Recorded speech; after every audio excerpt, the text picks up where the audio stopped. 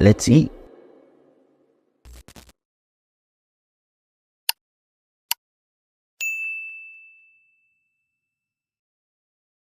The Book of Enoch, a non-canonical piece of literature, provides some resemblances of the judgment of Azazel to Satan's end-time judgment in the book of Revelation, chapter 20. According to tradition, this book was authored by Enoch, the father of Methuselah, the great-grandfather of Noah. This book is helpful in getting an understanding of Azazel. The author of the book of Jude borrowed from this book regarding the conflict between Michael and Satan over the body of Moses. The word Azazel appears 4 times in the Bible, and the 4 occurrences all appear in Leviticus 16. And the book that is outside the Bible, a book that is not part of the Bible, a non-canonical literature that holds the oldest record of Azazel, is First Enoch. This book presents some features that connects it to Leviticus 16 and Azazel to Satan. In this book, Azazel is the core problem of sin. He led the world to sin. So God commanded Raphael, another angel, to carry out judgments against Azazel. So this is what First Enoch chapter 10 tells us. Bind Azazel hand and foot and cast him into the darkness and make an opening in the desert which is in Dudael and cast him therein and place upon him rough and jagged rocks, and cover him with darkness, and let him abide there forever, and cover his face that he may not see light. And on the day of the great judgment, he shall be cast into the fire, and heal the earth which the angels have corrupted, and proclaim the healing of the earth, that they may heal the plague, and that all the children of men may not perish through all the secret things that the watchers have disclosed and have taught their sons. And the whole earth has been corrupted through the works that were taught by Azazel. To him ascribe all sin. This judgment on Azazel has features that are similar to the judgment of Satan in Revelation chapter 20. Before we examine these features, I want to say this. Although First Enoch is not an inspired book, just like the books in the Bible, it provides information of Revelation chapter 20, 300 years before the book of Revelation was written. So, let's observe these features. Feature number 1. Both Azazel and Satan are bound. First Enoch chapter 10 verse 4.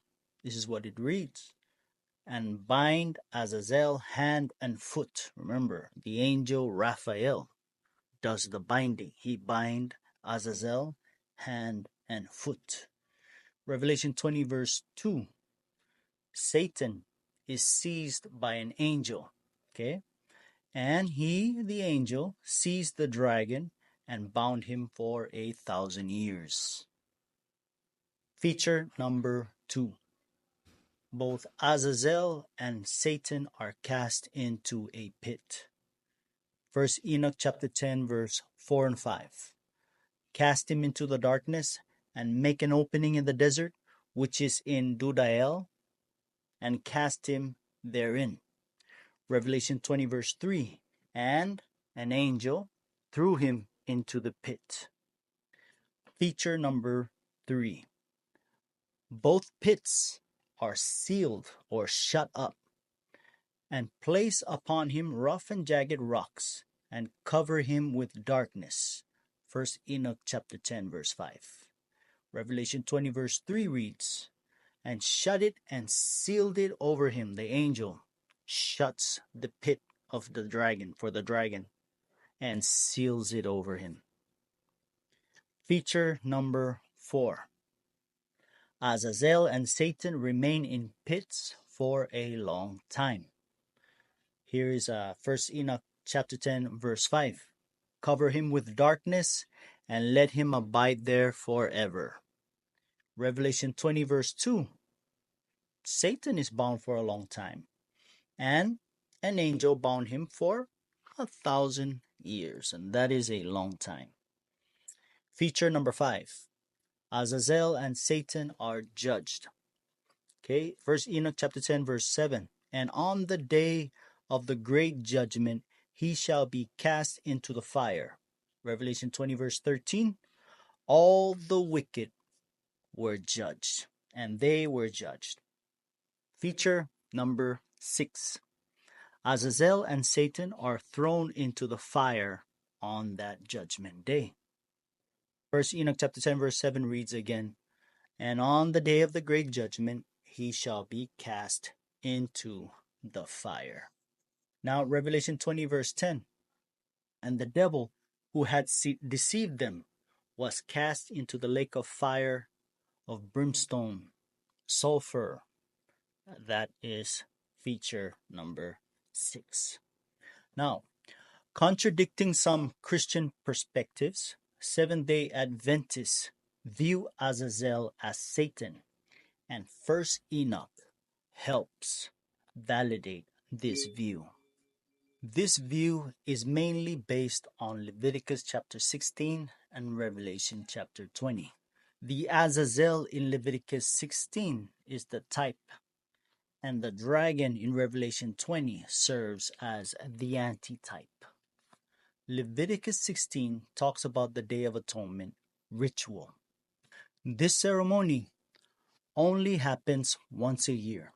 So, figuratively speaking, the sanctuary have been accumulating sins throughout the year. Every day, a sinner comes in with his sacrifice, lays his hands on the head of the sacrificial animal. The animal is slaughtered by the sinner. Blood is spilled. The priest takes the blood into the sanctuary.